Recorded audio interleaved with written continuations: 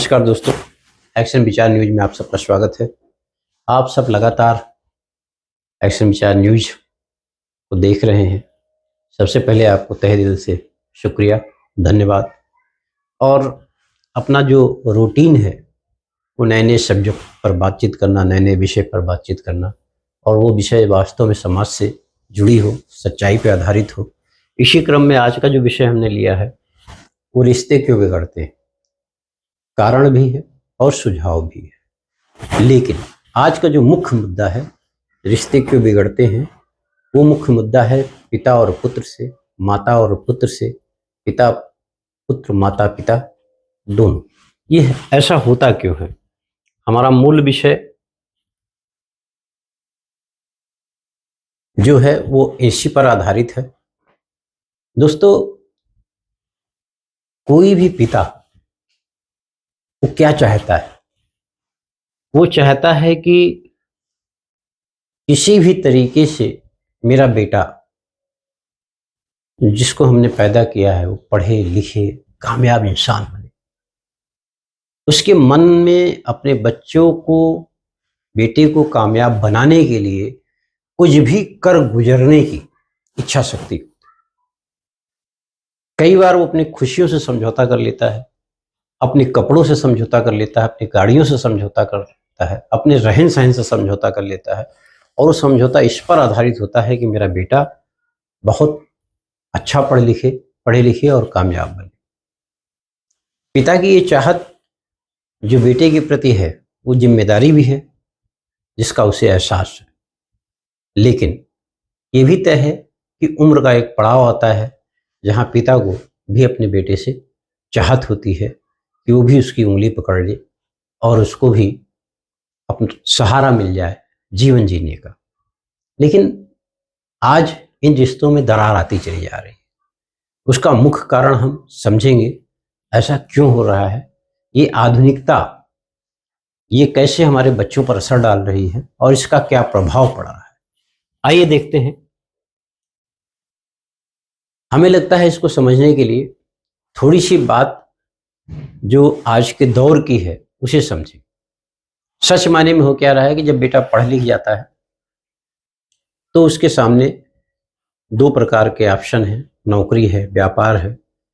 और पढ़ने लिखने के बाद मान लो नौकरी करने जाता है तो जिस शहर में रहता है, मान लो छोटे कस्बे में रहता है, छोटे शहर में रहता है, तो वहाँ उसे नौकरी नहीं मिलती। नौकरी मिलती है बाहर। फर्ज करो कि यूपी का एक छोटा सा शहर है जौनपुर या प्रतापगढ़ या गौरीगंज अमेठी, कोई भी एक छोटा सा डिस्ट्रिक्ट है। वहाँ बेटा पिता के मुताबिक पढ़ता लिखता है, बाहर आके पढ़ता लिखता है और उसे नौकरी मिल जाती है। नौकरी कहाँ मिल रही है? नौकरी मिल रही है गुड़गांव में।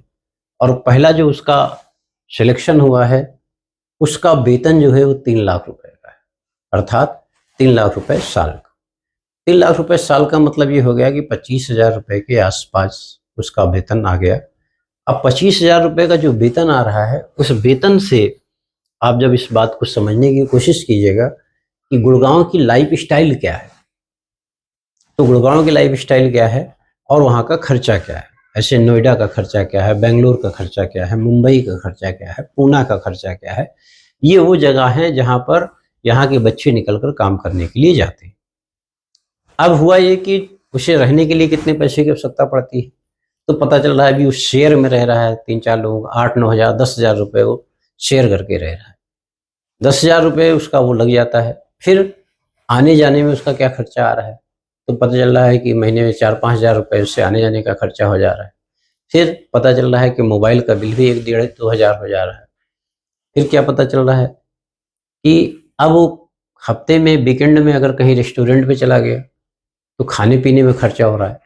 यानी 25,000 रुपये जो उसे मिल रहा है, उस 25,000 रुपये में उसको एक पैसे बच नहीं रहा है उस लाइफ स्टाइल को मेंटेन करने के लिए। अब वो लाइफ स्टाइल कहाँ का मेंटेन कर रहा है? गांव का बच्चा, छोटे शहर का बच्चा और पहुंच गया महानगर। अब महानगर में पहुंच गया तो महानगर की लाइफ स्टाइल उसे अपनानी ही पड़ेगी, क्योंकि इर्द गिर्द जो इसके दोस्त हैं सब उसी के हैं। अब उसका साल बीतता है, 3-4 महीने, 5 महीने, 6 महीने, 6 महीने बाद, साल भर में उसको एक एक्सपीरियंस हो जाता है एक्सपीरियंस हो जाता है। इधर पिता भी सोचता है कि अभी नया नया बेटा कमा रहा है, कोई बात नहीं है, अगर मान लो कोई हमको कुछ नहीं दे रहा है तो अपने में खुश है, पिता भी खुश, बेटा भी खुश। अब वो किसी कंपनी को स्विच कर जाता है और उसका पैकेज हो जाता है, जहां वो 25,000 है वहां 40 से 50,000 रुपए कमाने लगता है। अब 40 से 50,000 रुपए जब कमाने की बात आती है तो पिता को भी चिंता होती है कि लाओ बेटे की शादी कर दी जाए। बेटे की शादी तय हो जाती है। अब बेटे की शादी तय हो जाती है, जहां उसे शेयर में रहना था, अब उसके लिए क्या करना है कि अब पत्नी के लिए एक फ्लैट लेना है।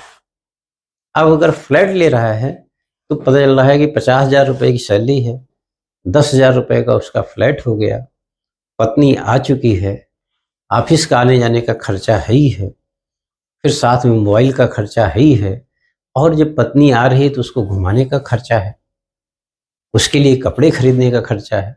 इन सारे खर्चों को जोड़ने के बाद बामुश्किल, क्योंकि पत्नी के लिए भी मोबाइल लेना है, इधर क्रेडिट कार्ड वाले आ ही जाते हैं कि ले लो भाई, उधर उसने मोबाइल ले लिया, मोबाइल ले लिया और उसकी किस्त देनी है, किस्तों पे जीवन चलने लगता है। कुछ ना कुछ चीजें ली जाती हैं जिसकी किस्तें देनी रहती हैं। अब ये 50,000 का जो रुपए का था उसका हिसाब किताब जब होता है तो पता चलता है कि महीने में सेविंग के नाम पे वो जीरो है। और इधर पिता सोचा है यार तो लड़का हमारा 50,000 कमाने लगा है, तो क्या 2-4-5,000 रुपए भी नहीं दे सकता। पिता की भी उम्मीदें हैं बेटे से, और बेटा क्या कर रहा है, वो क्राइसिस में चला जा रहा है। क्योंकि जितनी आधुनिकता की खर्चे हैं, अब हफ्ते में एक बार रेस्टोरेंट पति पत्नी चले गए तो पता चला कि 1,500-2,000 रुपए का बिल बन गया, क्योंकि आधुनिकता का माहौल है और वहां पर सब ऐसा कर रहे हैं, यार दोस्त कर रहे हैं तो वो भी उसी में शामिल हो जाता है। तो 50,000 रुपए में कुछ बचने वाली स्थिति नहीं बन पाती। पिता की अपेक्षा है कि लड़का 50,000 कमा रहा है, अभी समय बीत ही रहा है कि कुछ समय बाद उसको प्रमोशन मिलता है और उसकी सैलरी हो जाती है 70,000 रुपए महीने।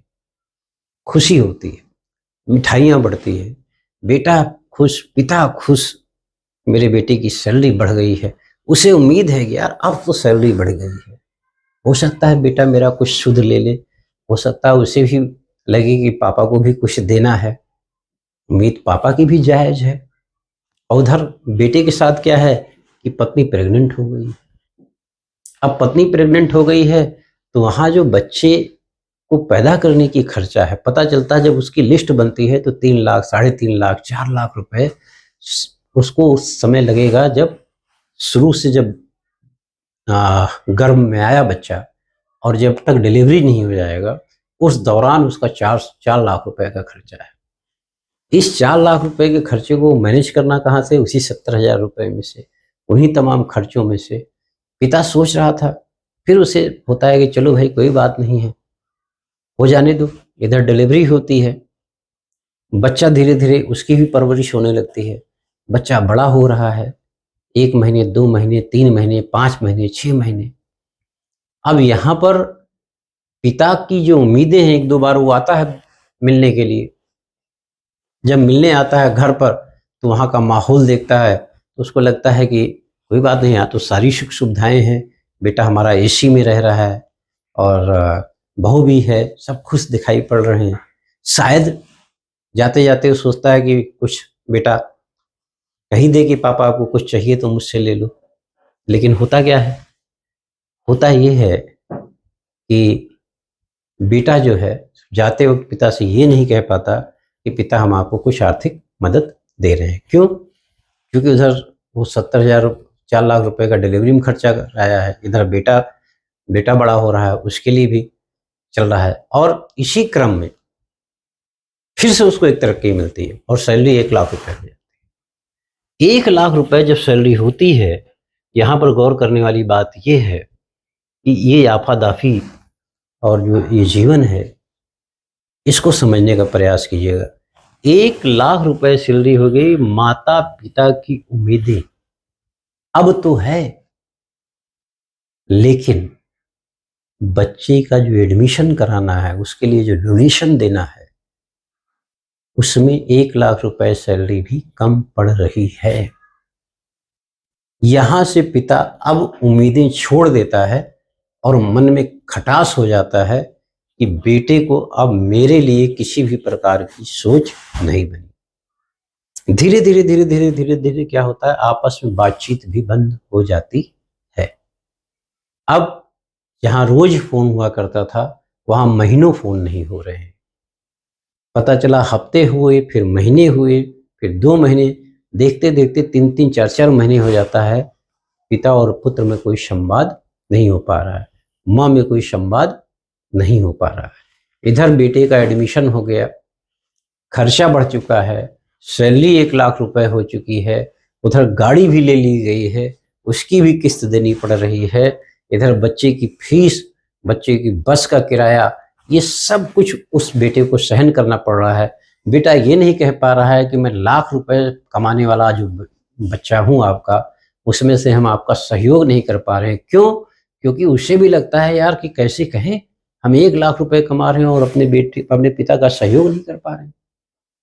ये सिलसिला चल ही रहा है कि पत्नी दोबारा प्रेग्नेंट हो गई और इधर उसकी सैलरी 1.25 लाख से 1.5 लाख रुपए के बीच में हो गई। अब दूरियां काफी बढ़ चुकी है। पिता और पुत्र आपस में बातचीत नहीं कर रहे हैं। बेटे को अपने करियर के साथ अपने भविष्य की चिंता है, पिता को भी अपने भविष्य की चिंता है। और ये मान लिया जाता है पिता के निगाह में कि मेरा बेटा, शायद मैंने कोई गलती कर दी होगी, परवरिश में गलती हुई होगी और बेटे को हम शायद संस्कार नहीं दे पाए। दोनों में बहुत सारी दूरियां बढ़ चुकी हैं और ये दूरियां इसलिए हैं कि पिता और पुत्र दोनों की सोच में, पिता अलग सोच रहा है कि कुछ, और उधर बेटे की सोच में है कि शायद हम कुछ बचा नहीं पा रहे हैं, हम आगे की क्या तैयारी करें। ये सारी चीज़ें बनती चली जा रही हैं और धीरे धीरे धीरे धीरे धीरे धीरे आपसी रिश्ते खराब हो रहे हैं। ये कौन कारण था और क्यों खराब हो रहे हैं?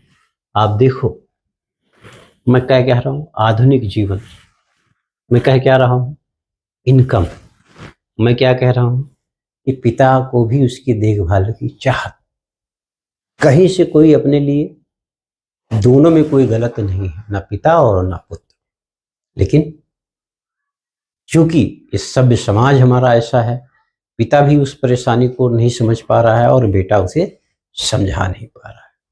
दोस्तों, मैं ये जो बातें आपसे कह रहा हूं, इसके पीछे जो मेरी सोच है, वो सोच है कि कैसे इन बिगड़ते रिश्तों में उस सच्चाई को उजागर किया जाए जिससे पिता भी पुत्र को समझ सके और पुत्र भी खुले मन से अपने पिता से अपनी बात शेयर कर सके। एक मैं सच्ची घटना की तरफ चलता हूं और वो जो सच्ची घटना है, उस सच्ची घटना की तरफ मैं जब जाता हूं तो आप ये जानिए कि सच्चाई जो है, वो जो आपके बीच में रखने जा रहा हूं, उसमें आप इन सारी चीजों को जो मैं आपके ओर इंगित कर रहा हूं, और वो इंगित जो कर रहा हूं मैं, वो है क्या, वो वास्तव में, फिर से इसे आप देख लीजिए, आप अपनी इनकम को दुगना चौगुना करते हुए बढ़ रहा है, किंतु उसके उपरांत भी अगर आप देखें तो आपसी खटास बढ़ती जा रही है। जिस सच्चाई की घटना को हम आपसे जिक्र करने जा रहे हैं, वो कुछ ऐसा है कि इसी तरीके से माता पिता और बेटे के रिश्ते खराब हो चुके थे। बेटा गुड़गांव में सर्विस करता था। एक दिन अचानक बेटे की तबीयत बहुत ज़्यादा खराब हो जाती है और फिर वो इस तरीके से खराब होती है कि वो हॉस्पिटलाइज हो जाता है। हॉस्पिटलाइज हो जाता है तो 3-4 महीने उसे बेड रेस्ट करना पड़ता है।